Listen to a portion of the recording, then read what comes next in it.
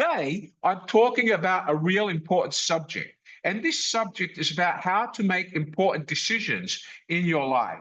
Everybody knows if you want to get married, it's the most important decision in your life. Would you agree? Wave your hands if you think getting married is important, right? Because if not, you'll end up in the divorce courts and you'll have to pay maintenance all your life.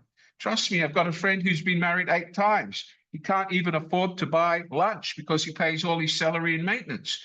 All right, I'm not that silly. I only got married once and happily I'm still married. Okay, so making a decision in your life is a very crucial point of your life, right? Yes or no? Okay, the other point that's very important for you young ladies here is to find your first boyfriend and make sure he's the right guy. Important decision, right, ladies? Wave your hands. Come on, wave your hands. Very good. For the young guys here, all the young men here, the biggest decision for you is to find the right girlfriend and make sure you can afford keeping her happy. Louis Vuitton bags, expensive jewelry, expensive dinners. Otherwise, you wouldn't want to go out with the wrong girl because she'll dump you after the first date. Would you agree with that, Efan? Right? Everybody agree with that, right? So these are all important decisions we have to make sometime in our lives. So let's talk today about the importance, Elvin, of decision making and analytical thinking. What is analytical analysis? What is decision making? And what point or state of mind do people use when they are trying to make a decision? Is it their current state of mind or is their cognitive state of mind kick in? If you don't know what a cognitive state of mind is, you're certainly going to learn that today. All right? Please hurry up and send all your messages because if you don't send it in the next 30 seconds, I'll treat you as absent. Okay, ladies and gentlemen, let's start today's lesson. We're going to talk today about, as I said, a very important part of your life and a very important tool that you will need to use in every day of your life. Thank you. Could we share slides, please? Okay, so this is analytical and decision-making skills, and this is BizTalk. For those of you who've just joined me, my name is Wally Rada. I'm your lecturer today, and my co-host, Miss Anu, is here to run the session. Good afternoon, Miss Anu. Welcome to BizTalk. So, ladies and gentlemen, today we're going to talk about analytical and decision-making skills. And as I told you before, analytical and decision-making skills are very important tips or very important tools in life. And trust me, don't say you know how to make decisions, yeah? Don't tell me anyone that you know how to make decisions. What you do know is that you think that you know how to make decisions. You think mama, papa, uncle, auntie, grandma, grandpa told you how to make decisions. That is not professional decision-making. The difference between decision-making the way we're going to learn it today and what you're taught by mummy and daddy, auntie and uncle, grandpa and grandpa, okay, yayi and nayi, they are what you do in your life growing up. But can these decision-making tactics see you through your professional life? Probably not. Today, I want you to pay attention on how you can make professional decisions and use the right psychological method of analysis that will not allow your personal emotions to distract your decision. Does everybody understand that? Could you wave to me, guys? Come on, I want to see you all get involved. Come on. Arlene, I want to see your hand go up. Very good. So let's talk about decision making. Everybody has problems in life. I have problems. Miss Anu has problems. Every time my daughter comes home from school and says, Daddy, I want a new iPhone, I worry about how much I have to spend. Every time Anu's son comes home and says, Mummy, I need new soccer shoes so I can become Ronaldo. Anu says, huh? Another pair of soccer shoes? That's another 500 dirhams gone, right, Anu? Problem solving. Everybody has problems every day, but we need to understand how to solve those problems. How do we go from problem to solution? Do we just get emotional or do we go through a proper analysis in order to make the right decision? Okay, let's go through and learn how to do this. Definitional or analytical thinking. What is the process of analytical thinking academically? Analytical thinking, ladies and gentlemen, is your ability to take a complex problem, break it down simple bits like a jigsaw puzzle, so you understand better what you're talking about or what you're eating or what you're about to get yourself involved in. It means taking each piece of information and looking at it step by step, relying on facts, not assumptions. Does everybody know what it means to assume? Do you all know what the danger of assumption is? If you assume, you basically make an ass out of yourself. Please don't get offended. But academically, we say to assume is to be an ass. You should never assume anything in your professional life. All decisions should be based on analytical thinking and facts. Does everybody understand that? Yes or no? Yes? All right. Everybody put your hand up if you understand. Come on, I want to see hands go up. Let's go. Hands up. Very good. So let me give you a definition, gentlemen. If you decide that you found the right girl and you want to marry her, in order to make that decision before you go to your mother and father and say, Dad, I want you to go and meet her parents, you have to make sure and ask yourself many questions. Do me and her think alike? Is her personality suit my personality? Does she want a family like I do? Can I afford to sustain her habits of expensive jewelry and handbags every month? Do I think I can live with this person for the rest of my life? These are questions you have to analyze piece by piece. You can't just say, Dad, I want to marry this girl because she's good looking. Would you all agree with that? Can you put up your hands, please? Yes or no? Put up your hands. The same for you girls. You have to ask yourself, is he the right girl? Can he support me? Can he earn money to support a family, or do I have to support him? If I have to support him, why do I need him? Right or wrong? Yes or no? Very good. Excellent. So analytical thinking is the ability to break complex information down and break them down into little pieces so you understand exactly what each of them mean and how each affects the other. All right. So there is different ways that we analytically think. There is what we call critical thinking, problem solving, and then comes the big one, decision making. What is critical thinking, Nelson? Nelson, critical thinking is really important because it's your ability to think clearly.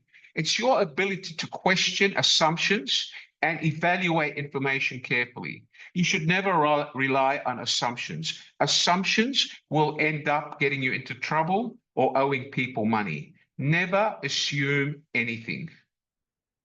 The other one is problem solving, guys. Problem solving is understanding. Problem solving is understanding the problem and identifying the root cause of the problem. Okay? It's identifying the problem and understanding the root cause of the problem. And that might mean talking to others about it, brainstorming, and trying to agree on the correct solution. The other one is decision making. And this is your ability to choose the best option or the best alternative or best way to solve your problem. Well, I'll give you a common example, boys. If you go out with a girl and one day you find out she's cheating on you, then the best decision is to dump her and find another girlfriend. If you girls have a boyfriend and you find out that he's, a playboy and he's got 30 other girlfriends, the best decision is to dump him and find somebody that you can trust. Very easy process of decision making because you have black and white evidence. It's not an assumption. And this is the same sort of clear process that you need to adopt in professional business thinking. You need to rely on facts, qualitative and quantitative facts. So what does it mean to be analytical? Remember, being analytical involves critical thinking, problem solving and decision making. But there's one here that's really important. In actual fact, it's what we call the jewel of the crown. It's the crown jewel of being an analytical person, and that's called problem solving. If you are able to solve problems, taking into account all the facts, the numbers, all the feedback and the processes, that means you've considered both the quantitative, the statistical elements, and the qualitative feedback that you have. And you're able to make a decision without putting your emotions in there. Then you have been able to practice being analytical at the best level. Problem solving is one of the golden jewels of analytical analysis. Let's talk about analytical analysis, ladies and gentlemen. Analytical analysis starts with a very simple process. It talks about elements: research, data analysis, critical thinking, creativity, and being able to communicate. Now let's look at each of these in the right place and look at the definition. But you must understand all 5 components of analytical skills if you are to be successful. Number 1, communication. This is very underrated because a lot of you here, especially the girls, they will say that we know how to communicate. You know, I've got a boyfriend, he listens to me, he understands me, I know how to communicate. That's absolute rubbish. Most of you don't know how to communicate because effective communication means active listening. Active listening is not hearing. Active listening is when you receive information, your brain analyzes that information, you ask more questions, you wait for response, you ask more questions, and you're able to reach some sort of conformed analysis or conformed decision. It doesn't have to be the right decision, but at least you and the party who you're communicating with can reach some sort of outcome, consensus. I'll give you an example. I'll give you a very good example. Say you came home from work. You came home from work, Mary Grace, and your mother told you that you're a really naughty girl, that you're so lazy that your mother's sick of having to clean after you. And she's so sick of eating your pocket money because you don't deserve it. Hypothetically, Mary Grace, forgive me, it's just an example. Is that okay? All right. So Mary Grace comes in and her mother goes, yap, yap, yap, yap, yap, for 10 minutes. And she's yelling at Mary Grace. Mary Grace doesn't really care because she knows her room is her room. And her mother shouldn't be going in there, according to Mary Grace. Her mother shouldn't care. But Mary Grace forgets that her room is in her mother's house. And if her room smells, it affects her mother and her father living in that house. So what does Mary Grace do? Goes into her bedroom, closes the door, locks the door, sits on her bed, switches on her iPhone, puts her earplugs in, all over. Mum never ever said anything, right? That's what happens, Mary Grace, hypothetically, right? Assumption, hypothetically. So Mary Grace wasn't listening to her mother. What was she doing? She was hearing her mother. So information went in, information went out. That was it. And no thinking. Because she wasn't interested in what her mother was saying. She was just sick of her mother's nagging, hearing. And that's something you should never do, Rashil Raman, when you're attending my lecture. You should be listening. Okay, so by listening, what is different? Mary Grace would come in. Yes, Mama, I'm sorry. What is it that I didn't clean? Mary Grace would ask her mother questions and ask her, Mama, how do you want me to clean it? I have to go to university every morning at 5 o'clock. How long do I have to stay and clean my room? You want me to fail my lectures? Now, Ray D, I've already told you, once you've sent me the message, you can switch off your camera. However, if I call your name, you must be able to switch on your camera and show me that you're at work. Okay, so if she asks her mother questions and understands what her mother wants, she has now actively listened to her mother and she has been able to communicate effectively. Now, whether she goes into her room, closes the door, chats with her lover or boyfriend again, or listens to Michael Jackson or whoever pop star she wants to listen to, or whether she actually does what her mother told her is a different thing. But she actually listened and asked questions. Do you all understand the difference between listening, which is communication, and hearing, which is non-communicative? Do you understand that, everyone? Yes or no? Everybody understand it? Yes or no? Very good. Okay. So remember, ladies and gentlemen, communication is the outcome of active listening. Active listening means information in, analyze, question, analyze, reach consensus, move on. Hearing is information in, information out, don't care. All right? Do you all understand that? Yes or no? Hands up. Yes or no? Yes, hands up. All of you. 357 people. Hands up. Now, come on, hands up. All of you, hands up. Winnie and Oladi, hands up. Very good. Okay, Josephine, let me see your hand, Josephine. Very good. So remember, ladies and gentlemen, communication, or the core of the word to communicate, the verb to communicate, is active listening. Does everybody understand that today? Yes or no? Very good. Excellent. Excelente. All right, let's move on.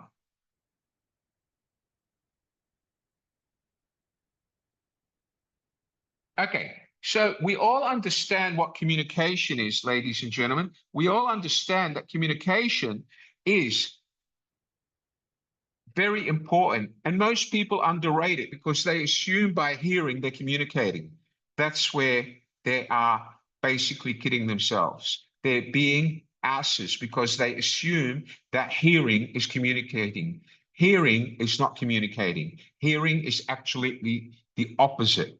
Communication can only be communication when you actually exchange thoughts and reach consensus. Whether that consensus is positive or negative, that still has to be an element of communication. Okay, let's go on. The next one is creativity. Creativity is a skill that is a must in analytical skills. Many problems require out-of-the-box thinking in order to find optimal solutions. For example, let me give you an example. If your mother tells you to clean your room and make sure there's no dust, you can do it the old way. You can go and get the straw broom, and every day you have to bend down, push the broom under the bed, get sore knees, and sweep the dust just for your mother. But you could be creative. You could spend $200 or $300 and go and buy a robo cleaner, a robot vacuum cleaner. You put the vacuum cleaner on the floor, make sure it's charged, sit on your bed with the remote control, and the robot vacuum cleaner goes under your bed and vacuums the room. That would be thinking out of the box. I wouldn't be surprised if Miss Anu has a robot vacuum that vacuums the house for her every day, right, Anu? You hold the remote control and the machine does the work for you. My wife has one. I don't know how to use it, but she does. And I see this little black thing with a flashing light going around, sucking all the dust off the floor. Okay, so why do Anu and my wife have robot vacuum cleaners? Because they're creative people. Miss Anu values her time. Why should I sweep the floor when the robot can do it for me and I can sit down and make more money working than sweeping the floor? Right or wrong? Common sense. Creativity is being able to come up with solutions which are in line with today's 21st century way of life. Eccentric thinking. I think you all had heard this word if you've attended my lessons before, right, Miss Anu? We've spoken about being eccentric, and that refers to you being original, unconventional, depart from the societal norms, often linked to creativity, genius, and strong sense of individuality, rather than illogicality or madness. People who think eccentrically are usually people who are passionate, people who want to be different, people who want to be successful, people who want to be unique and unafraid of paving the road for the future. Eccentric can also describe unusual thoughts in the context of somebody who's somebody who's schizotypal or is schizophrenic, as we call them in psychology terms. But this is not something that most people suffer from schizophrenia.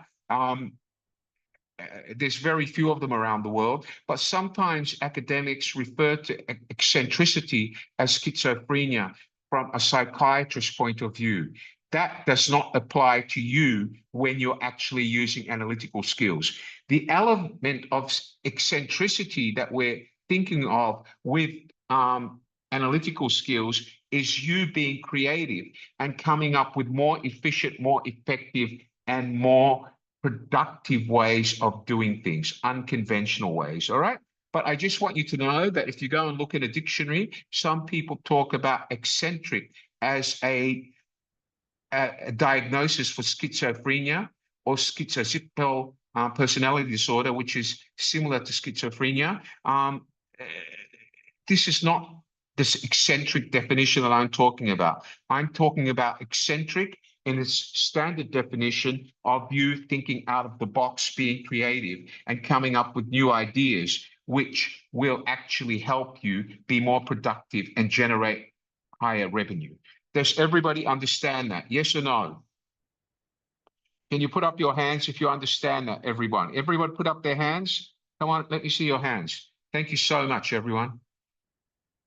Okay, the next one is critical thinking. Critical thinking, ladies and gentlemen, is exceptionally important. Why is critical thinking important? Well, think about it. If you don't think about something in detail before you make the decision, you could end up losing money. If you don't think seriously before you decide to marry a guy, you could end up getting divorced after 3 weeks. Do any of you believe that there has been stories in Hong Kong, China, and the US where a wedding lasted 1 hour? You believe that or not? Because the bride married the groom, but she didn't know that the groom was a playboy. And when she was at the wedding, 3 or 4 of his ex-girlfriends came and he was seen kissing them in the ballroom in front of everybody else. So the marriage lasted less than 1 hour. What does that come back to? It comes back that the girl, the bride, didn't actually understand her boyfriend or know him well enough before she decided to marry him. That could be one excuse, right? Yes or no? Could that be one excuse? Or it could be, Elaine, Angel, it could be that the bride closed her eyes until her parents saw it and she reacted. Thank you, Angel. I love that beautiful smile, Angel. Look at the camera, Angel. Stop going away from your camera. I want to see your whole face, not just your nose. Thank you, Angel. Have confidence. Confidence is your success. If you hide, you'll never be confident. If you're not confident, you'll fail. That's it. Look at the camera and learn. Thank you. All right, ladies and gentlemen. So critical thinking is being able to listen to information, communicate through active listening, come to a consensus, and be able to address the issues without assumptions. Number 4 is data analysis. Data analysis is very important in all disciplines in life. The ability to analyze large volumes of data, the ability to actually read remarks from customers and feedback from customers is critical.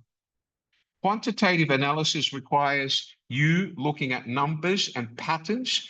qualitative analysis requires you understanding the feedback and the processes that you're using, which may have failed you and you need to improve on them.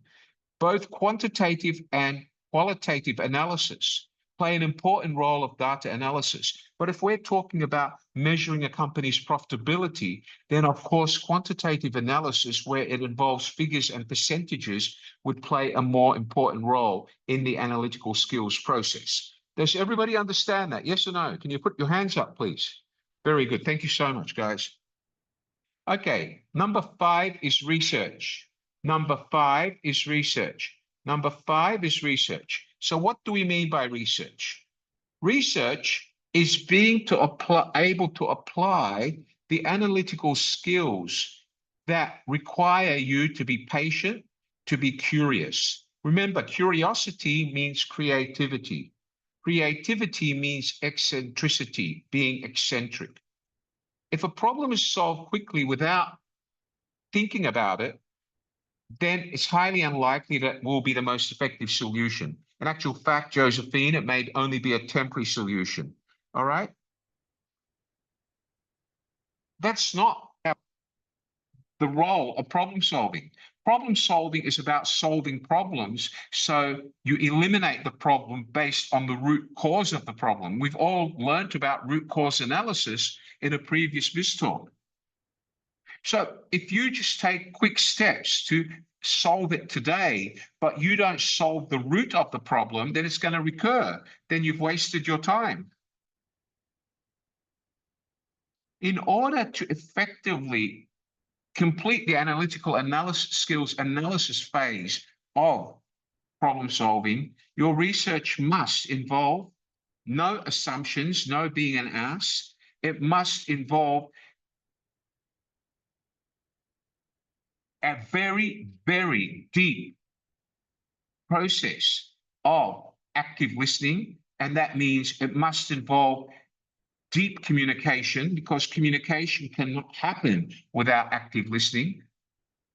And it must involve a high level of critical thinking. And you must focus on what was the root cause of the problem, not who. What was the root cause and why?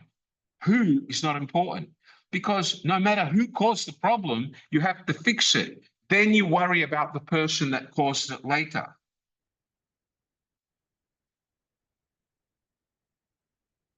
Okay, let's take a situation here and look at this. And this case study is a very, very simple case study. You've all heard of Netflix, the online movie channel that you all subscribe to. Netflix constantly faces the problem of content selection to retain and grow its subscriber base. So what happens? Netflix has about 15.5 million people who subscribe to Netflix around the world and pay monthly fee. But the problem with Netflix is people always complain that the programs you have are not enough, and after 1 month they leave, then they come back 3 months later, there's a few new programs, then they leave. So Netflix had to find a way to solve this problem and retain the customer, because every time they lose a customer, the cost of getting that customer back means more social media advertising, more money spent before the customer comes back. So the whole idea of Netflix is to keep the customer rather having to advertise again and get them to come back. So Netflix uses what we call big data analytics. That means very high-tech computer systems to analyze data from which programs their customers watch, how often they watch them, and they collect feedback on those programs through Netflix app and getting feedback from their customers. All right. And through this, Netflix over the last 24 months has come to the conclusion that their customers from all over the world want an international range of content. They don't just want content relevant to the country they live in, India or the Philippines or Mexico or Saudi Arabia or Lebanon. They want content that's relevant to the country they live in, as well as international content. Does everybody understand this? Yes or no? Okay, so international content is a core requirement for people to be able to continue subscribing to Netflix on a daily basis because they don't just want to see American content. They live in India, they want Indian content. They don't want to just see Indian content because they live in Mexico. They want Mexican content. So, international content is a core requirement, ladies and gentlemen, of Netflix being able to succeed as a business entity. So, Netflix uses analytical processes to actually read what their viewers are watching, to read how often they watch it, what the age of their viewers are, what country they're from, and they now have solved the problem and are able to add international content on a regular basis to make sure those viewers keep coming back. So let's talk about different ways or methods of data analysis that companies like Netflix use. Number one, data analysis is a crucial part of analytical thinking. It involves extracting meaningful information from data to support decision making and problem solving. So every time you switch on your Netflix channel and browse through the menu, Netflix can record from your IP address what you're looking at. They know what time of the day you watch, how many programs you viewed before you watched, how many previews you looked at, and what is the trend in the type of movie or media that you watch.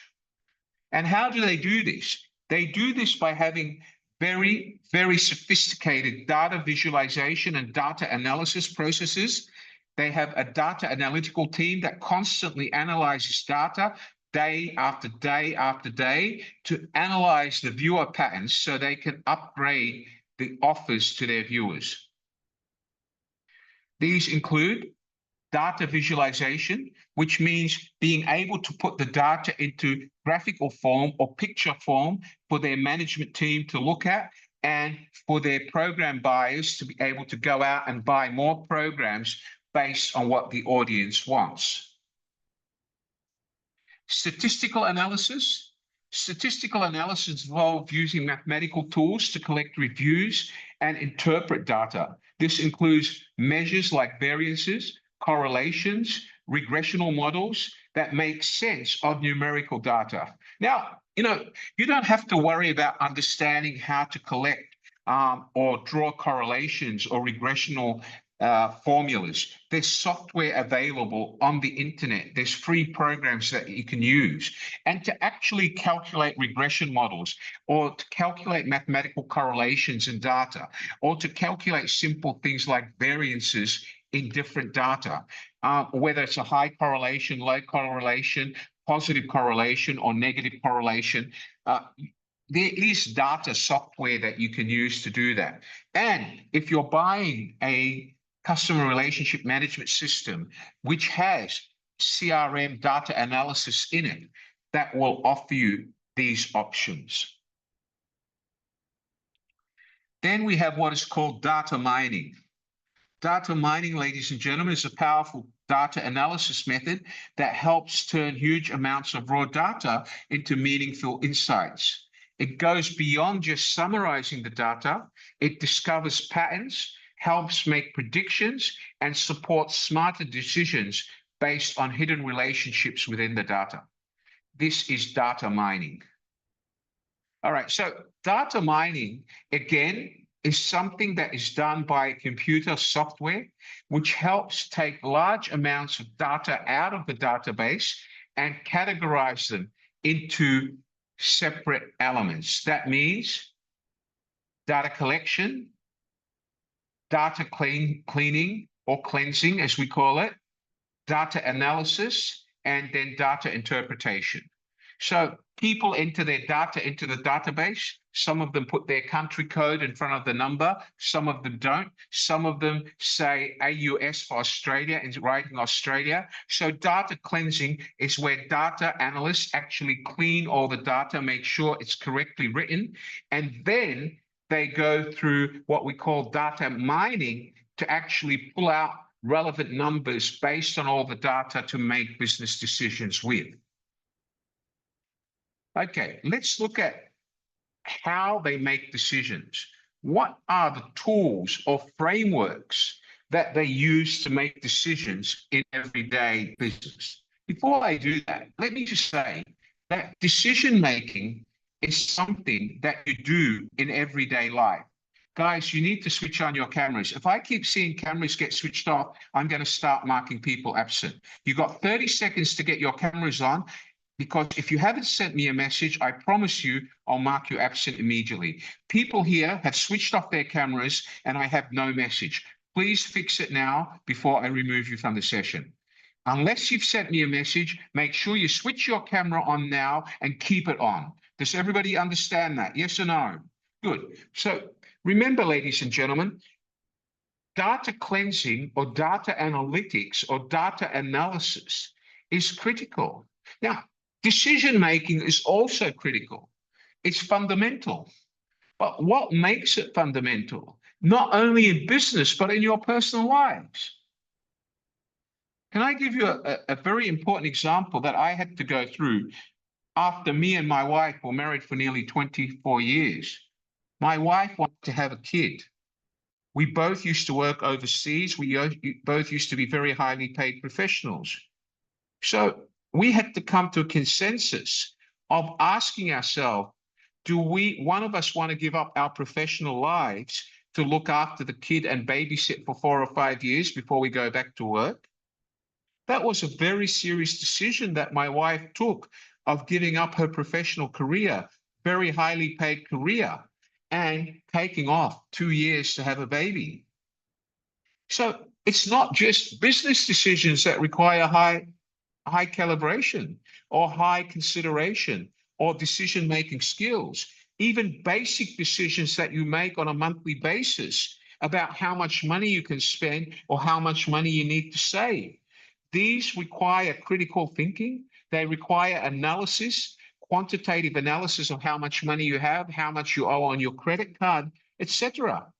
Everything you do in life requires some sort of analytical analysis. Do you all understand that? Put your hands up. Are you sure? Very good. So, ladies and gentlemen, clear thinking, decision-making is a key element to success in business. Does everybody understand that? Yes or no? Yes? Okay, very good. All right, thank you. All right, so remember, ladies and Bernadette, why can't I see you on camera, Bernadette? Let me see your face on camera or I'll mark you absent. Thank you. All right, so remember, ladies and gentlemen, that no matter what you do, no matter what your future is, whether you decide to become successful or become a mother of 10, you still have to be able to make decisions which may affect your family and your children growing up.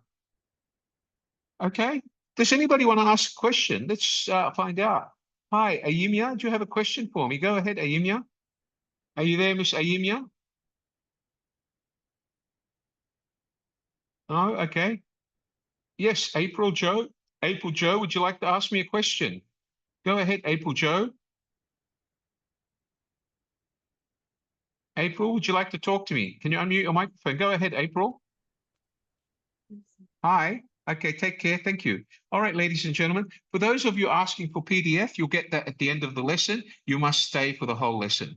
Okay, thank you. So, ladies and gentlemen, remember that critical thinking, analytical analysis, problem solving are parts of your everyday life. Maria, do you understand that, Maria Corazon? It's good to see you again, Maria.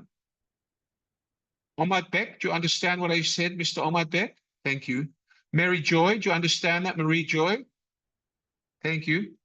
All right, so remember that clear thinking is a process of analyzing.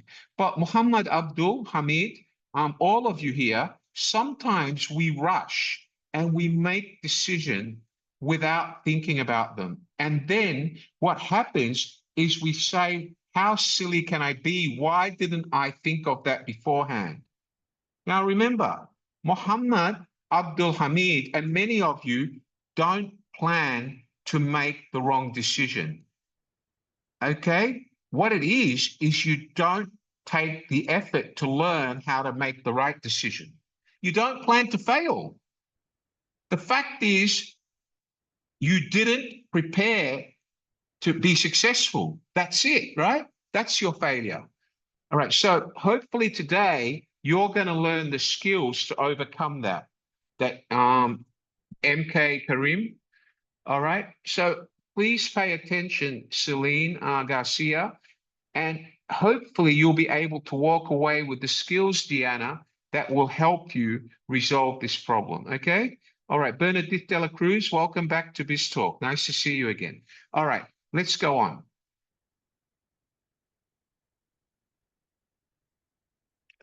Okay. So decision making, ladies and gentlemen, there is different tools you can use to make decisions in business.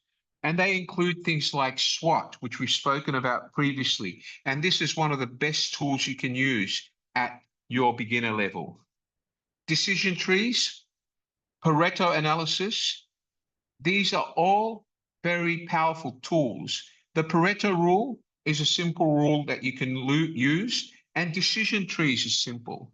But if you want to be able to be more effective, I strongly suggest you learn how to do SWOT analysis. And we will be having a Biz Talk about using SWOT analysis for success and SWOT analysis in becoming rich. Okay, so that will happen at a future date.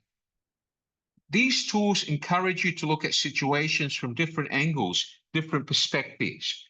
They teach you to look at each issue with a 360-degree view. That means from all perspectives.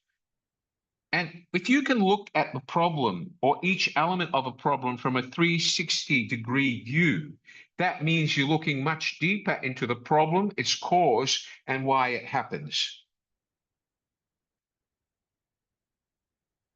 Does everybody understand this? Yes or no? Great, excellent, very good, excellent. Okay, so SWOT analysis, ladies and gentlemen, means strengths, weaknesses, opportunities, and threats. Using the SWOT analysis mechanism in making decisions will help us as individuals to break down each part of the jigsaw, okay? Break it down, understand what are the strengths, what are we doing really well? What are our weaknesses? Where are we failing?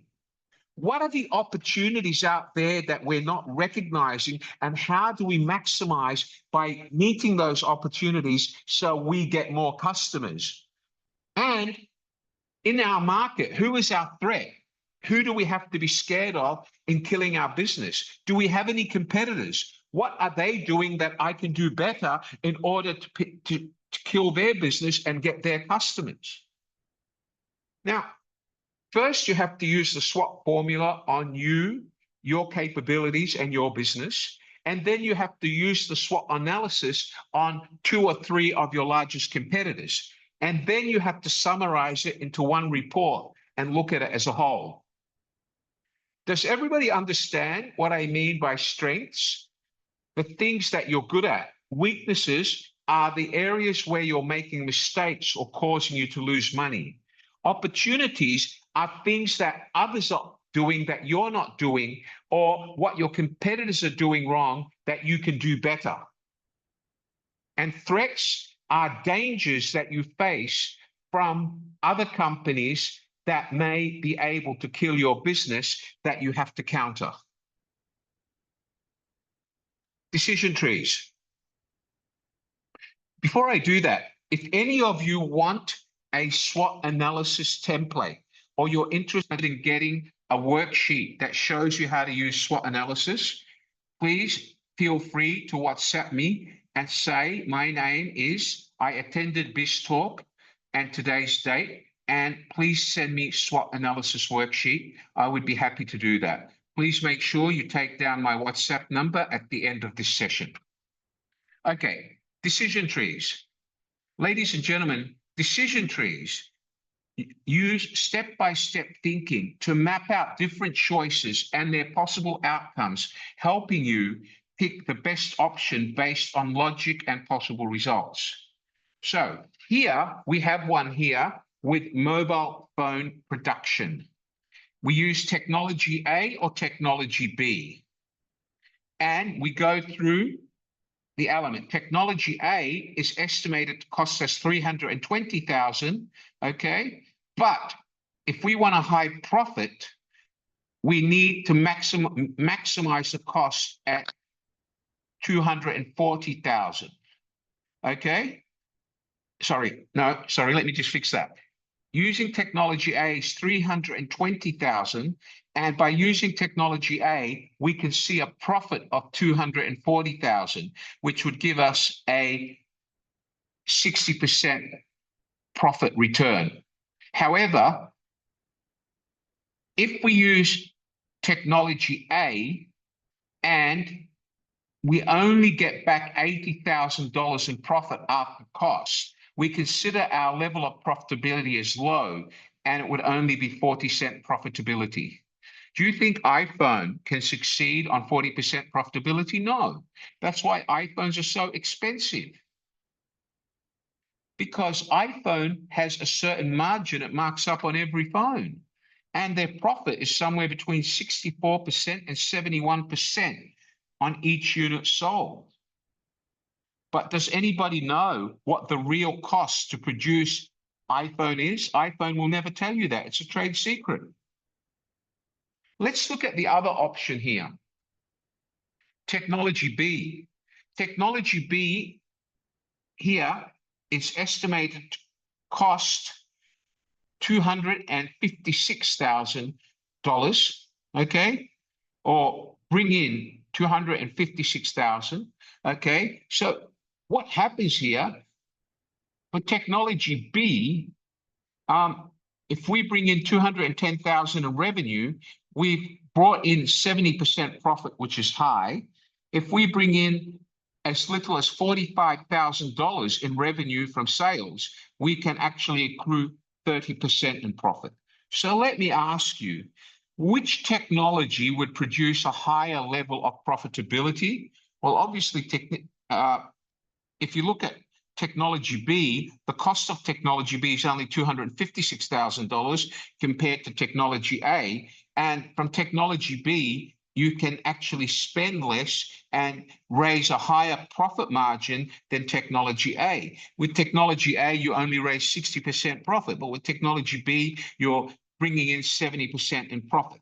So this basic decision-making tree is basic. Now you can make this much bigger. You can talk about processes, quality of materials used, and you can map one option against the other and then put in all the costs in green and then compare which one is the cheapest to make. Then we have what we call the Pareto analysis technique. And I love the 80-20 technique. I use this every day because it's a very quick tool to make decisions. Pareto analysis helps you to focus on few key issues that matter most. Rather than getting distracted by less important details, it's based on the 80-20 rule, which says that 80% of results come from 20% of the causes, okay? So 80% of your results are important, 20% are not important. The 80-20 rule is good if you understand your business. If you don't understand your business, then don't use it. So 80% is the important part, 20% is not the important part. Okay, does everybody understand what I've said so far? Yes or no? Does everybody understand what I've said? Very good. Has anybody here ever used Pareto? Anybody ever used Pareto? Very good. So Pareto analysis sometimes is used in business by people that understand their business really well. Now, obviously, an air traffic controller wouldn't use Pareto. He would base his decisions based on facts because he doesn't want aircraft to crash and people to die. So you have to be very careful. If you are confident enough to use Pareto, you have to know your business. You have to know the technical aspect, the aspects that affect production, the aspects that affect cost of production, the aspects that affect quality, the quality standards that you have to maintain. You have to understand those in depth before you can say, I'm confident to use the 80-20 Pareto rule. Does everybody understand that? Yes or no? You understand that, Muhammad? Do you understand that, Sharadet? Very good. Thank you. All right. So remember, ladies and gentlemen, the 80-20 Pareto rule is good if you're an industry expert in your field. Let's go on.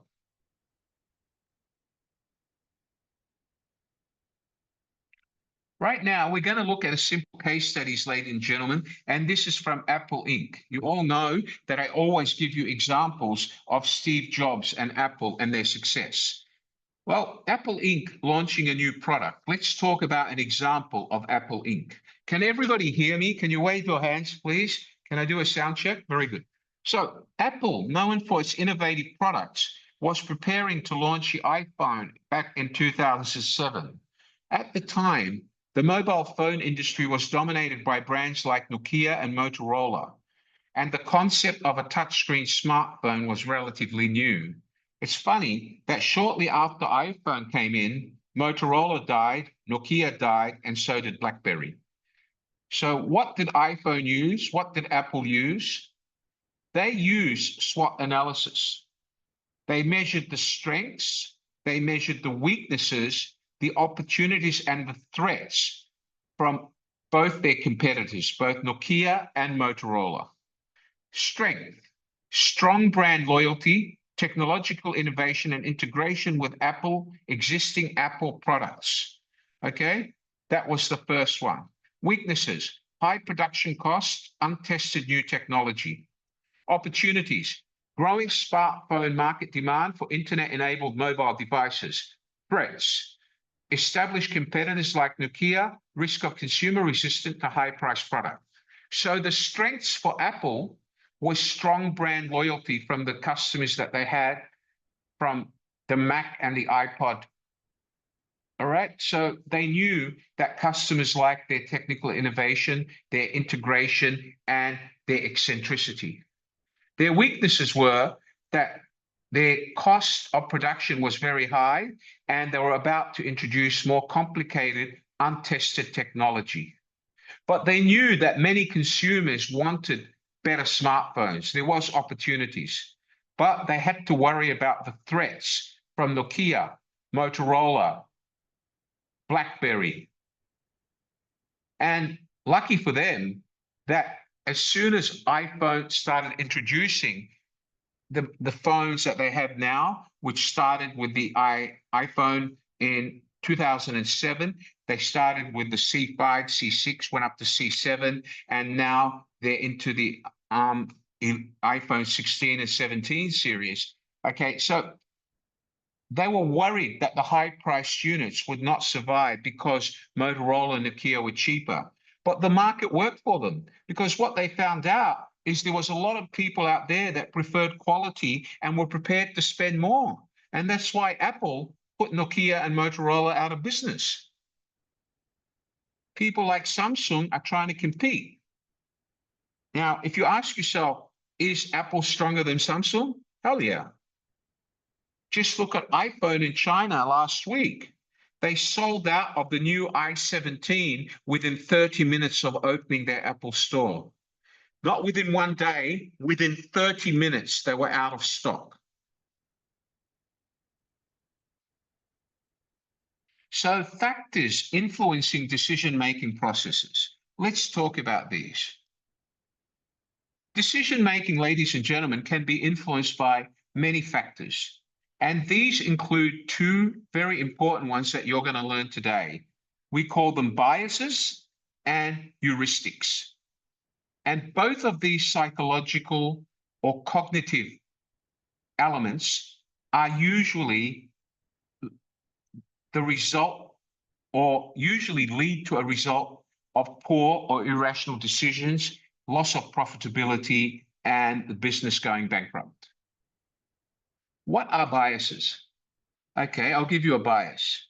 Biases are mental shortcuts that can cause us to make decisions based on flawed thinking, like focusing on information that supports what we already believe. Okay? Biases are cognitive, and thus they are things that happen in our subconscious. They're not mistakes or things that we want to do intentionally. It's what because we don't know how to stop them from happening. They lead us to making wrong decisions or thinking incorrectly, and they lead us to misinterpret information from the world around us, and it affects the rationality and accuracies of the decisions and judgments we make. Does everybody understand that? Yes or no? Everybody understand that? Yes or no? Very good. Factors influencing the decision-making process. Example. You believe that a certain brand of phone is best. So when reading reviews, you only pay attention to the positive ones and ignore the negative ones. This is confirmation of bias, and it may lead you to buy a product that isn't actually suitable for you, or you spend too much money that you can't afford. And it happens with women all the time. Women do this all the time. Forgive me for saying that. My girlfriend has an iPhone 16. My friend has an iPhone 16. I want an iPhone 16. But the iPhone 16 means that you're going to have to pay more on your credit card and it's going to cost you more. And the iPhone 16 has a lot of functions that you don't need. But because you're in this mental cognitive cloud, it doesn't let you make proper decisions. You're just swayed by what your friends told you. Does everybody understand that? Yes or no? Wave your hands, please. Come on. Okay, the other example. You're choosing a restaurant in a new city and see one with a long line outside. You assume it's the best and decide to go there. This is the availability of heuristic, where you assume something is good just because it's popular or easy to notice without checking the new or reviews. Again, you're not making real decisions. Your cognitive mind or your cognitive brain or the cognitive part of your brain is basically allowing you to make decisions based on what you've heard from other people or what you see other people doing. Remember what we said. Remember we said that cognitive is a subconscious error in thinking. It's something that doesn't allow you to think straight based on what you've heard or what you've seen. And it's subconsciously, not consciously. It happens subconsciously and not intentionally. You don't plan to let it happen. It happens because you don't know how to control it. Does everybody understand that? Yes or no? All right, let's talk about this. This is a form of bias. You go to a shop, you see a bear for $100. You go to another shop, you see a bear for $300. Example, we're talking about an anchoring bias. If you first see a t-shirt costs $1,000 and then you see a second one that costs $100, you're more likely to see the second t-shirt as cheap as you would if the first shirt you saw was $120. Here, the price of the first shirt influenced how you view the second shirt. Does everybody understand that? Yes or no? And this is subconscious. There's another one that everybody practices, and this goes for men and women. We call this hindsight. Okay? And there's 3 rules in hindsight. Let's start from the bottom. Memory distortion, I said that would happen. Inevitability, it had to happen. And predictability, I knew that would happen. Now, these are the common answers to hindsight. And this is subconscious. And usually people react in this way because they're trying to defend themselves. Okay? And this could be if Aya goes home, again, Aya, I'm going to give an example. I hope you don't mind. It's hypothetical, all right? Aya goes home today and her mother says, Aya, I got copy of your university transcript. Why did you score 51% in psychology, not 99%? Now, I know what Aya's hindsight is going to be. Mama, it's too hard. All my friends failed.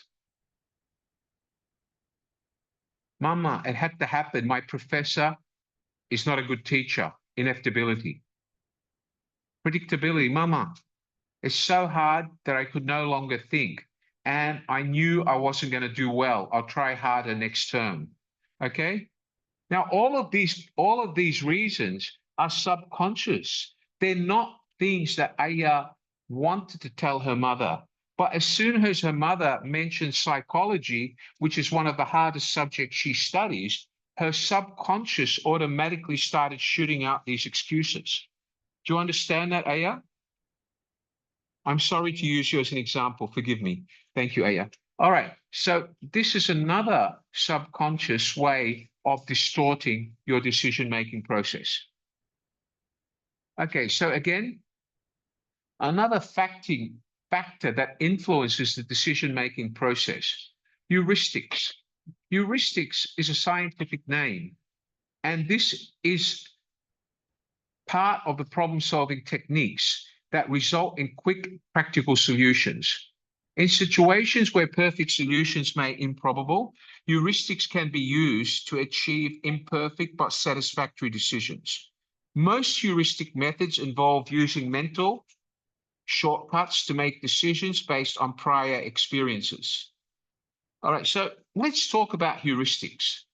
They are problem-solving techniques, but in order to be able to use heuristics correctly and not let them affect decision-making the same as biases, you need to understand what heuristics are and how they influence your decisions. Heuristics are short-term solutions, mental shortcuts, which are blocked by the cognitive thinking, and they are just a quick way for you to make a decision. Are they the correct decision? Let's look at how heuristics work. Okay, there are 4 different types of heuristics that psychologists or psychiatrists have identified in today's practice of mental science. Okay, so let's look at the first one. There's what we call affect heuristics, relying on instant emotions. Anchoring heuristics, relying on a first bit of information or what you see. Availability heuristics, relying on resources or information available to you at the time without researching or doing any problem solving or critical thinking.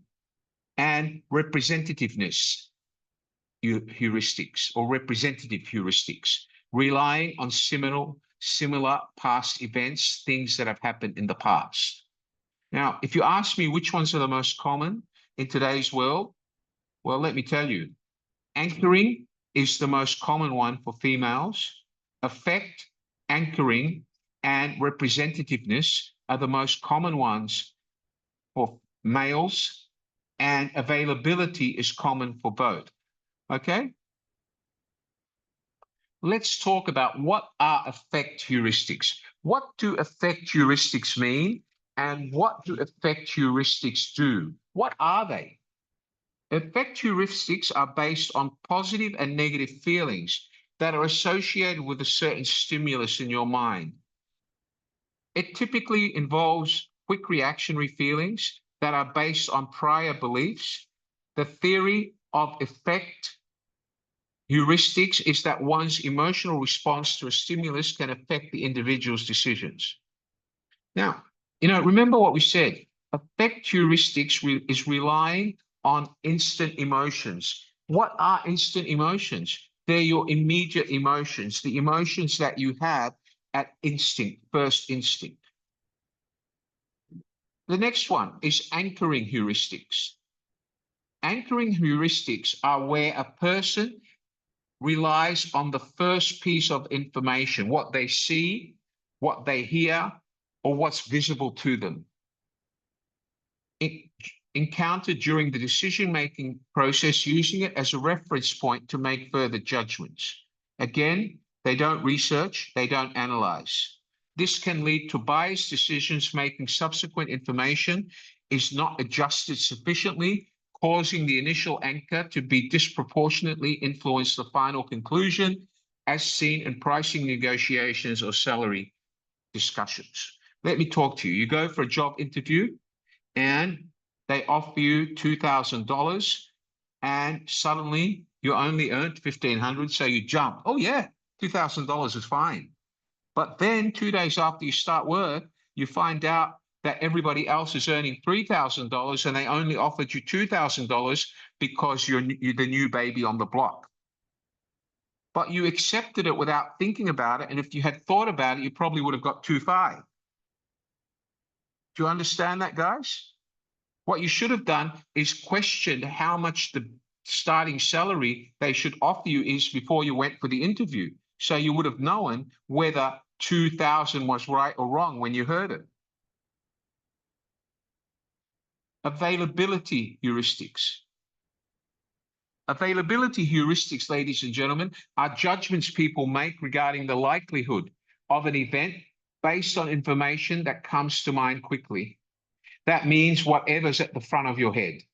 When people make decisions, they typically rely on prior knowledge as an event. As a result, we tend to overestimate the likelihood of an event occurring simply because it comes to mind quickly. Such mental shortcuts allow us to make decisions quickly, but these decisions can be inaccurate. Why? Because the event today may have different critical elements to the event you had previously. And there should be something in those two events that differ, which will have an outcome difference and may affect the outcome that you're facing now. It's because you just assume that the last event was the same as this event. They were both roadshows, but the fact is the customers at this roadshow have a lot more money than the market we did the last roadshow in. But you forgot that. You just assumed that both events were the same because it was fresh in your mind. Example. Availability heuristic is stock prices, especially for new public companies. Many investors tend to invest in initial public offerings, IPOs, in the hope that stock price will increase significantly in the next few weeks, months, or years. Rather than analyzing the company's fundamentals, the investor remember IPOs that have become tremendously successful, such as Amazon or Apple. People say, I bought Apple's IPO, I made millions, so every IPO is good. This is wrong. Although it has been shown that most IPOs underperform, investors tend to overestimate the chances of landing a successful IPO based on a prior example that they had with one company they were lucky with, like Amazon or Apple. Availability heuristics are dangerous, and you should never rely on them 100%. Representative heuristics occur when we evaluate the probability of an event based on its similarity to another. In general, people tend to overestimate the likelihood of an event occurring based on their perceived similarity with another event. When it happens, we tend to ignore the base rate, which is the actual probability of an event occurring, independent or of its similarity to other events. Instead, evaluating the quality of the products, consumers are correlating the quality of the products based on the similarity in packaging. So let's talk about this. Instead of evaluating the quality of the products that consumers want, we basically evaluate the quality of the products based on the expensive packaging they're put in. So you're basically making a decision based on what the appearance of the box, fancy box, represents. You assume that the products inside are of the same quality as the fancy packaging. That is the biggest deception you can ever rely on. Okay. Another decision-making analysis, now that we've finished with learning about heuristics and biases, are what we call cost-benefit analysis. Does everybody understand what I mean by the term cost-benefit analysis? Cost-benefit analysis is a method where you weigh the pros, the benefits, and the cons, the costs of a decision. If the benefits are greater than the costs, it could be a good decision. Example, a bakery is thinking about buying a new bread oven that costs $10,000. Using cost-benefit analysis, the cost is $10,000. The expected benefit is $15,000. Since the benefit $15,000 is greater than the cost $10,000, the analysis suggests that it's a good investment. All right, so this is a basic way of doing it. Is it enough? For me, no. For me, I want more deeper analysis. So I would implement decision matrices. This strategy helps you when you have several options you need to compare across multiple factors. You want to buy a new laptop or a new oven. So you have to list at least 3 different models of the laptop or 3 different ovens that the bakery wants to buy, 3 different brands. And you would rank them based on price,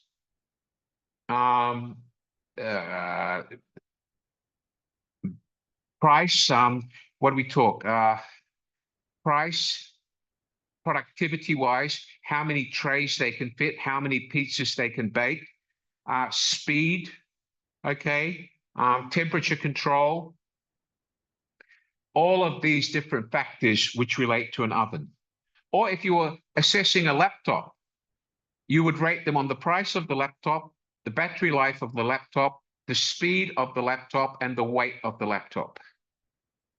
Okay, now remember, the faster the machine, you'd give it a 5. The lighter the machine, you would give it a 5. The heavier the machine, it would get 4 or 3. So the idea is if you get a high score of 16, 16 is telling you that that's the ideal laptop. So 1 being the lowest score, 5 being the highest score. Does everybody understand that? Yes or no? Do you understand that, Aya? China? Everybody understand this? Yes or no? Very good. Okay, scenario planning. This strategy involves exploring different possible future situations and preparing for them in advance. It's especially useful in times of uncertainty. Rather than trying to predict a single outcome, you consider several what-if scenarios. For example, should I buy the pizza oven? What if demand goes down? Do I still need it? What if tomorrow a big bakery opens across the road and they're able to cut down on price and I would lose customers? Can I compete? These are all things you need to think about. And you can only make these decisions if you had already done a SWOT analysis about your bakery in order to understand the strengths, the weaknesses, the opportunities and threats that you face with another bakery competing with you. Gather diverse perspectives. Ladies and gentlemen, don't just rely on what your mother and father tell you in life. Don't just rely on what your boyfriend says. Don't rely on what your local hairstylist tells you. He may not know your style. He just wants your money. Do you all understand what I mean? Ask for opinion. Gather fact. Never rely on anyone. You are individuals. You should think like individuals. Do you understand that? Listen carefully. I am not telling you to disrespect your parents. Don't you ever think that. What I'm telling you is question what they tell you. Analyze what they tell you, then make the correct decision. Don't just assume that what they did 25 years ago is right today. Do you understand that, everyone? Yes or no? Yes or no? Yeah? Okay. I'll give you an example. I'll give you an example. If you are an airline pilot and you know you should not drink alcohol for 12 hours before your flight, but today you went out with your best friend and your best friend said, I am getting married. You have to have at least one glass of whiskey with me. Only one. It won't hurt you.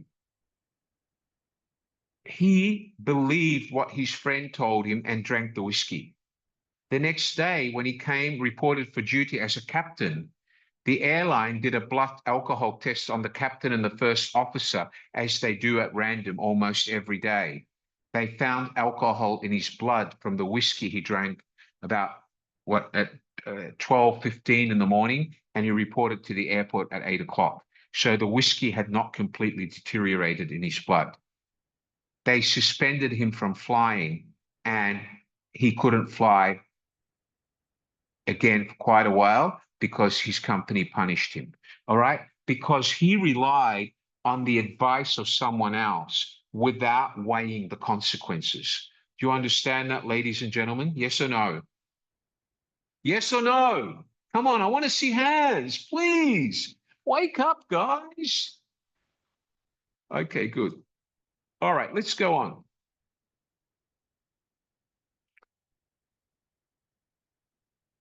Okay, so gather diverse perspectives. Let's go to the next one. Define clear goals and criteria. You all know that if you want to be successful in life, you should all have set yourself clear goals. Goals that are smart, right? Smart goals. Okay? And what do we mean by smart? They have to be specific. They have to be measurable. They have to be achievable. And they have to be time framed. You have to give them a time frame to occurring. Does everybody understand what we mean by smart goals? Raise your hands. Come on, hands up. Smart goals. Again, if you don't know how to set a smart goal, you're welcome to send me a message after today's lesson by WhatsApp stating your full name, that you registered for today's session, saying, I attended BizTalk today, sir, and I would like your worksheet on setting smart goals. Do you understand that, everyone? Yes or no? So I'm offering you a worksheet to do SWOT, and I'm offering you a worksheet to actually set smart goals, but I will not send them to everybody because I know some of you will not use them. I will only send them to the people who will use them, okay? So if you want them, you communicate with me by WhatsApp after today's session. All right, you must consider short and long-term consequences, all right? If you're going to make a decision that will affect the rest of your life, like getting married, it's not a short-term decision. It's a long-term decision, Jesslyn. Okay? The only people that can turn off their camera are the people who can show me they're at work. Otherwise, you'll be marked as absent. Does everybody understand that? Yes or no? Okay, very good. Don't aim for perfection. You don't have to get it perfect the first time. Make the best decision you can with the info you have. Gather feedback, monitor the results, and adjust as needed. Ladies and gentlemen, I've told you this many times. Steve Jobs, one of the most successful technology founders in the world, okay, made decisions which he regretted, but he learned from. In the words of Jobs and many other successful people, the more mistakes you make, the more things you will learn and the better decisions you will make in the future. Does everybody understand that? Yes or no? Conchita, You must have your camera switched on unless you are at work and you've sent me a message. Thank you. All right. So remember, the more mistakes you make, the more you learn, the better decisions that you'll make. But if you're afraid to make decisions, you will never learn and you will never know whether you're successful or not. Beware of bias. If you're still at work, noted. Beware of bias and groupthink. Be careful of biases, like only seeing what you want to see or agreeing with others just to avoid conflict. Support open, honest discussion and questions and assumptions. That goes for business. It could go for your personal life. Right or wrong? Do you all understand that? Yes or no? Okay. Let me give you another hypothetical example. Now, many years ago, I used to work in a country called Dubai. I was there for a short time. And then I decided to come back to Singapore because of my family and my parents-in-law. Okay, so in Dubai, I used to have a lot of friends and they used to fly for Emirates. They used to be Emirates flight attendants. And Emirates has a certain dress code of all its flight attendants. And one of them came to me one day and said, you know, I know it's against company rules to have tattoos as a female, but I'm going to get one anyway. Okay. Now, she made a decision to get one because Emirates used to wear this scarf and a hat, and she thought no one would see it on her shoulder. Okay. So what happened some months later is Emirates chose her to participate in an event where she had to wear a bathing suit with the Emirates logo, and suddenly it exposed the tattoo. She was no longer able to participate in that event. She could still fly, but she remained a junior flight attendant for quite a while. Okay, why? Because she knew that when she got the job, there was no tattoo there. And now that she has the tattoo, she can no longer wear an Emirates bathing suit at an Emirates event if she's asked to do. All Emirates flight attendants have to wear a bathing suit when they actually do the actual evacuation procedures from the aircraft into the deep swimming pool in the training ground. And they all wear a bathing suit, and the airline checks for tattoos or marks on their body as part of the selection criteria to make sure that they put over the correct appearance for their customers. Imagine if a flight attendant has a tattoo on her arm and you're serving food to customers. All right. Do you understand what I'm saying, everybody? Yes or no? Yes or no? Okay, good. Let's go on. Okay. So be careful of bias or groupthink. Don't listen to your friends.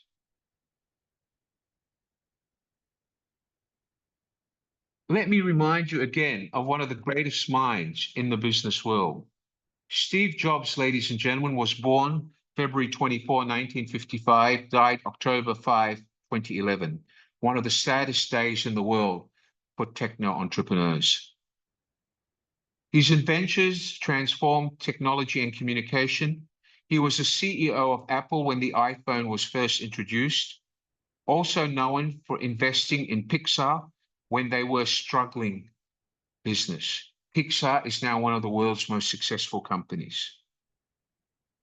Steve Jobs had a philosophy. When he made decisions, he practiced the Steve Jobs way of analyzing problems and making decisions. Can I ask you all, do you think that Steve Jobs was successful? I want you all to put up your hand and tell me if he was successful. Everybody that thinks Jobs was successful, put up your hand now. Hurry up. Who thinks Jobs was successful? Put up your hands now. Only 20 people, for the love of God. There's 379 of you here. Put up your hands if Jobs was successful. Thank you very much. All right, guys, thank you. Was he successful as a techno entrepreneur? Hell yeah. Was he a failure when he started? Hell yeah. Did he make mistakes along the way? Hell yeah. Did he learn from his mistakes? Hell yeah. Did he practice good people skills? Hell no. But at the end of the day, was he the founder and CEO of the most successful techno entrepreneur company in the world? Yes. It's a company that produced over $1 billion in sales in its first year.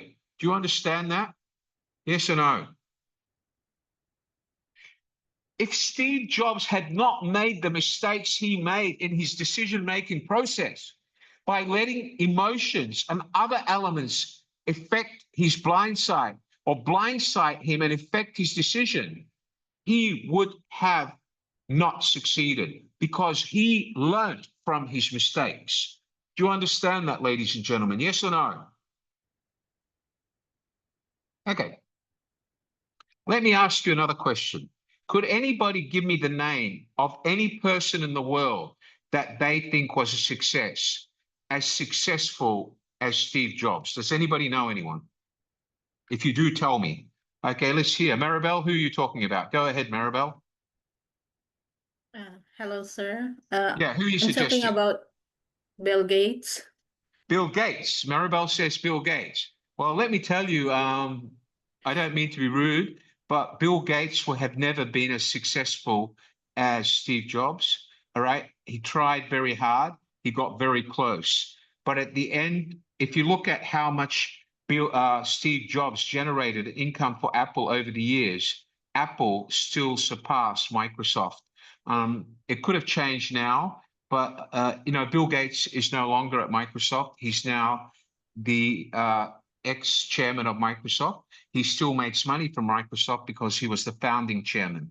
But Bill Gates is one of the closest to Steve Jobs. Very good idea, but he certainly didn't outdo Steve Jobs. I have here other names here. I have Mark Zuckerberg at Facebook. Again, Mark Zuckerberg has become very successful. Was he as successful as Steve Jobs when Steve Jobs started in the first year? No, but Mark Zuckerberg has become successful now. Steve Jobs is no longer with us, so I would say Mark Zuckerberg would be one of the contenders. Jack Ma was definitely close, but is no longer at Alibaba. Elon Musk would have to be close to Steve Jobs, but as you know, Elon Musk used to be one of, the inner circle with Steve Jobs. They used to communicate and exchange ideas. And, people say that Elon Musk looked up to Jobs for ideas. But, Elon Musk, I think, is probably the next Steve Jobs. Mark Zuckerberg, I think, is already at his peak. All right. Now, if we look at the guy, Jeff Bezos at Amazon, Jeff Bezos currently would have outdone Steve Jobs already. Jeff Bezos outdid Steve Jobs during COVID-19. Bezos, Jeff Bezos, or the guy at Amazon, became rich when COVID-19 came in because Amazon actually increased sales by 25 times its sales before COVID. So Jeff Bezos had everything in plan. He had a business continuity plan that would market to the world if the world was ever to have a break like COVID. But the problem is it came at the beginning and Bezos reacted really quickly, but it paid off and he became very successful. I would say on broad figures, Bezos would have to outdo Steve Jobs today. Alibaba, I don't think so. Bernard Arnault, I don't think he would get as close as Jeff Bezos or Steve Jobs. Warren Buffett, okay. Warren Buffett is in a category of his own. Warren Buffett would certainly be up there now at his age, yes. The guy in Bangladesh, I'm sorry, I don't know enough about him, but I believe he would be in the same with Donald Trump. No, absolutely not. Henry Tsai, maybe. The guy in Bangladesh, sorry, he would probably be in the same thing as Zuckerberg. I don't think he would reach the Steve Jobs levels today. All right, so when you compare all these leaders, whether it's Jeff Bezos, whether it's Steve Jobs, whether it's Zuckerberg, whether you compare any of these people today, all of these people had to make mistakes and learn from their mistakes. Do you understand that, everybody? Even Tim Cook, the guy who took over from Steve Jobs, has made mistakes, and he's still learning from his mistakes, because some of the things that Jobs taught him, his mentor, Steve Jobs, that built him, that trained him for this job, some of the things that Jobs taught him did not know of today's world and how the world economy changed. They didn't understand how consumers or consumerism is today. So Jobs hadn't prepared him for this. 30 years after Jobs died, he had to learn from mistakes. And by learning from his mistakes, he's able to improve the future plans of Apple for the next 20 years. When Steve Jobs died, Steve Jobs knew he was sick. Steve Jobs was fighting illness for many years. Steve Jobs knew when he was sitting in that chair at Apple that he may go. And Steve Jobs actually had a blueprint written for Apple for 20 years. This blueprint was a secret document that was only given to 1 or 2 people at Apple, including Tim Cook. And it had the blueprint for all the technology that Steve Jobs had in his brain that he wanted Apple to bring out. And yes, 20 years later, that blueprint finished, and Apple faced its first dilemma with one of its models being recalled internationally. But did Apple learn from that? Of course they did. Tim Cook learned. That problem was fixed, and now they'll probably never have that battery charger problem or battery blowing up problem again. But if they hadn't learned from that, they probably would have produced millions of others, and they would have had a world recall again that cost them billions of dollars. Do you all understand what I mean by being able to make decisions without allowing your emotions, biases to affect you? You have to be able to overcome the cognitive subconscious part of your brain. Do you understand that, everyone? Yes or no? Yes or no? Okay, can I ask you another question, ladies? Does any girl want to volunteer so I can ask her a question? Any volunteers? No one? Okay, I'll pick anyone, right? Okay, let's just hypothetically, girls. Hypothetically, girls, tomorrow you're going out with a date. You're going out on a date. And you're going out with a new guy that started work in your company in the sales department. He's a young guy, same age as you. He wears a very expensive watch. He's the best straight guy in the department. And when you were going down the lift the other day, he said to you, by the way, can I take you out for dinner one day? Because he smiled at you, you smiled at him. And well, you're so excited because he's the first guy at the company that offered you dinner. So you go home, you're all excited. And you call your girlfriend, what should I wear? You call your mummy, what should I wear? And then you go to your regular salon and tell your stylist, well, I met this guy. This is what he looks like. Now you need to give me a cute new hairstyle, sexy new hairstyle that he's going to like, right? Now, you're basing your assumptions that your hairstylist knows what he's going to like, right? Yes or no? Yes or no? You're basing your assumption on the subconscious that the hairstylist knows what this young, trendy-looking guy in the picture will like of a girl. Of course you're going to fail, because how would she know what he likes in the girl he dates? Just because she's a hairstylist? It's a subconscious decision which is going to fail. Do you understand that, everyone? Yes or no? Yes or no? Put your hand up if it's yes. No one agrees with me. Why?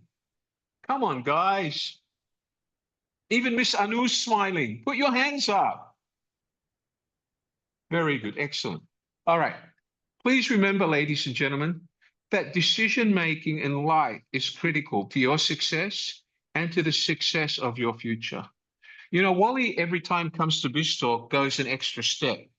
And Miss Anu sometimes tells me, Wally, why do you keep reminding our students of this? And I keep telling her, Anu, because our students are the world's future. You are the future of the world. That's why you're studying. You're educating yourself so you can be better members of society, earn more and contribute more to society, contribute more to the gross domestic product of your country. That's why you're all studying. And if you want to be successful, the first thing you have to do is something that Miss Anu knows off by heart by now. I'm going to say it and I want you all to repeat it after me to yourself. Believe in myself. Say it. I believe in myself. Everyone. Everyone. I believe in myself. I want to see your lips move. Come on. Everyone. I believe in myself. Thank you very much. Okay. I want everybody to write it in the chat box now. Go. Everybody in the chat box. All 400 of you. Do it now. Hurry up. I only see 20. I'm still looking for 370 more. Hurry up. Hurry up. Come on, guys. Chat box. Miss Anu's counting. Okay. Hurry up. We're still missing about 100. Hurry up. Very good. Now, once you finish writing that, we're going to do another exercise, but we're going to do it much quicker. Hurry up. We're still missing about 47 people. Okay. Next thing I want you to write is this. I can do it. Everybody repeat after me. I can do it. Write it in the chat box now, all of you. Hurry up.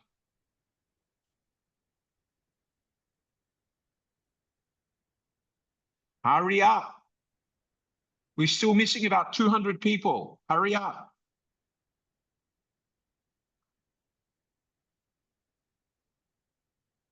Thank you. Keep going. Keep going. While you're doing it, Miss Anu's counting. Thank you. Thank you, April Joe. Thank you, Ronabelle. Smile, Ronabelle. Come on, Ronabelle. Show me your big, beautiful smile. Thank you, gorgeous. Jules, show me your smile, Miss Jules. You're not smiling at me today, young lady. Jazzy May, where's your smile? Good. Floramai, where's your smile? Floramai? Good on you. Thanks, Floramai. Okay, everybody done it? I think the numbers are looking good now. Okay, guys, so remember, your path to success is in your own hand. No one can control you. You control your destiny. The more you learn, the more you grow. The more mistakes you make, the more successful you become. Your learning journey with us, with Kingston International College, or regardless of what you're studying, LCCI, or what you're studying, is only the beginning. There'll be opportunities for you to go on to other studies, including university. In the coming months, you'll hear about if you're a student with us and you have studied at Kingston International College, or you are studying at Kingston International College. All right. So I want you to remember that your future and your destiny is in your hands. Okay. And the only way that can happen, no matter how much I teach you about decision making, how much I teach you about analytical skills, biases, it is you believing in yourself. Do you understand that, guys? Yes or no? Okay, let's go back to my slides.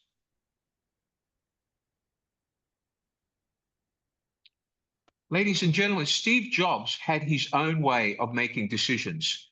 The Steve Jobs way, please take a picture of this and remember it. Keep it in the back of your mind. He made money in the first year, over $1 billion in sales. Steve Jobs' decision-making was characterized by an autocratic, directive style rooted in his young, strong vision and intuition, often ignoring market research and emphasizing ruthless simplicity, an eye for detail over collaborative input. His analytical skills were focused on identifying the core essence of the problem, the root of the problem, enabling him to make swift, impactful decisions for Apple's iconic products like the iMac, the iPod, and the iPhone. Even if it meant making mistakes or alienating others, he learned. Did he learn? Of course he did. That's why iPhone is the smartest device in the world. People buy iPhone because of technology, not because of the name. Was Steve Jobs successful? I ask you again, who thinks Steve Jobs was successful? Put up your hands. Put up your hands if Jobs was successful. Thank you very much. Thank you very much. Ladies and gentlemen, would anybody like to ask Wally a question? Anyone? Anyone? Okay. Guys, have you enjoyed today's BizTalk? Has everybody enjoyed BizTalk? Yes or no? Put up your hands. Come on, only 2 people enjoyed us. Come on, Anu, look, only 2 people enjoyed us, Anu. Come on, guys, show Anu how much you enjoyed it. Let's go. Thank you, everybody. Thank you, ladies and gentlemen. I think we got more than 2 now, Anu. Okay, all right, guys. Well, Anu, could you put my mobile number in your chat box? They can communicate with Mr. Wally on WhatsApp at +65 822 5220. Let me do the same in my chat box, everyone. Just hold on.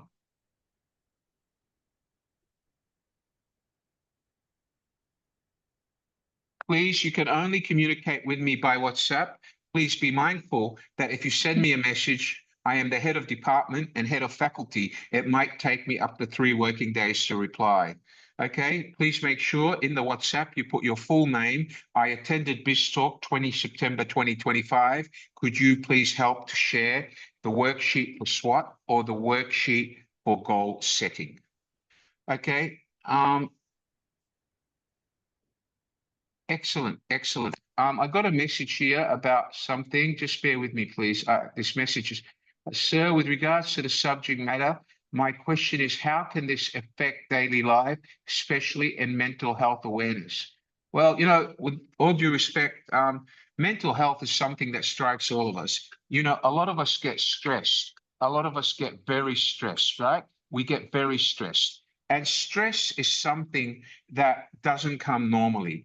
Stress is something that comes as a result of things that you're facing. And stress could be caused by perceptions of what other people told you, or because you're letting yourself make decisions based on what other people are saying at first sight. And the only way you can stop that is don't always let your emotions be affected by what other people do or say. Think of yourself and measure yourself against what you believe is right. Do not let others influence you and make you emotionally involved. As far as controlling mental health, ladies and gentlemen, is something that, you know, unfortunately people suffer around the world. But, you know, if you follow practices of work-life balance, if you do not let your emotions get involved in decision-making, with the love of God, you should have excellent mental health. Does everybody understand that? Yes or no?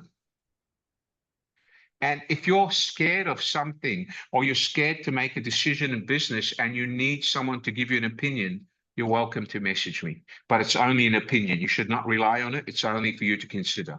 Okay? Does anybody else have any questions for me? Have you all enjoyed today's session? Cookie? Kun? Jabel? Yeah, Gina, where are you? Gina, are you here today, Gina? Where's Gina?